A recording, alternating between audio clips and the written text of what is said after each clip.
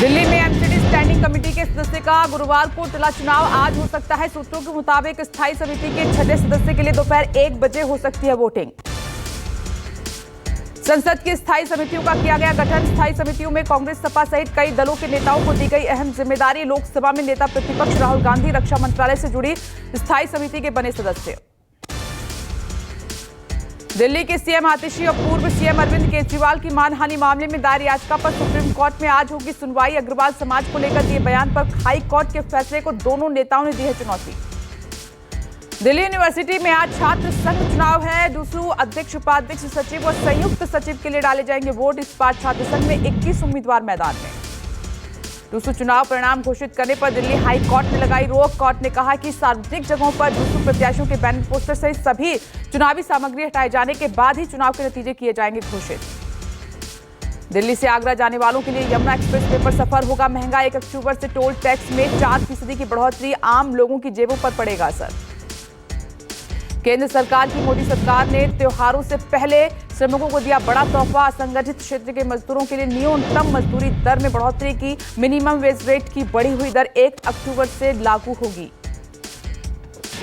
Allahabad high court की Lucknow bench में Chinese लहसुन के खिलाफ दायर पीआईएल पर आज सुनवाई। 2012 में बिक्री पर लगी रोक के बावजूद बाजार में बिक रही चाइनीज लहसुन को याचिकाकर्ता ने स्वास्थ्य के लिए बताया खतरनाक।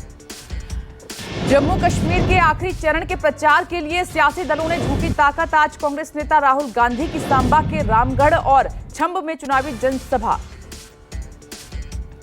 हरियाणा में आज केंद्रीय गृह मंत्री अमित शाह की 3 चुनावी जनसभा। शाह लाडवा, रेवाड़ी और मुलाना में बीजेपी प्रत्याशियों के पक्ष में करेंगे चुनाव प्रचार। जम्मू कश्मीर में आज बीजेपी अध्यक्ष जेपी नड्डा और यूपी सीएम योगी संभालेंगे चुनाव प्रचार का जिम्मा। नड्डा बिलावर में जनसभा और जम्मू में करेंगे प्रेस कॉन्फ्रेंस। बीएसपी प्रमुख मायावती आज हरियाणा में करेंगी चुनावी जनसभा। मायावती पृथला में करेंगी चुनावी रैली। राज्य में बीएसपी इनेलो के बीच है चुनावी गठबंधन।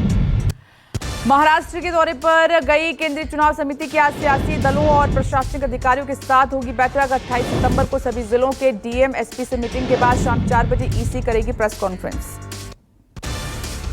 हिमाचल प्रदेश में खाने पीने के दुकानदारों के नेम प्लेट लगाने के फैसले पर उभरे मतभेद। मंत्री विक्रमादित्य सिंह के फैसले पर सरकार ने फिलहाल लगाई रोक। कहा कि इस मसले पर कैबिनेट विचार के बाद होगा फैसला। कर्नाटक में सीबीआई अब राज्य सरकार की इजाजत के बगैर जांच नहीं कर पाएगी। सिद्धरमैया सरकार ने केंद्रीय एजेंसी की निष्ठा पर सवाल उठाते हुए सामान्य असहमति का फैसला लिया वापस।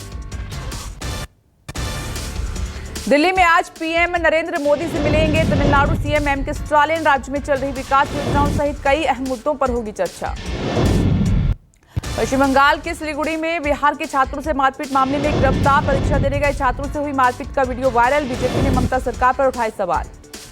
साफ इनकार। अमेरिका और फ्रांस के सीजफायर के अनुरोध को ठुकराया। लेबनान में हवाई हमले के बाद अब जमीनी कार्रवाई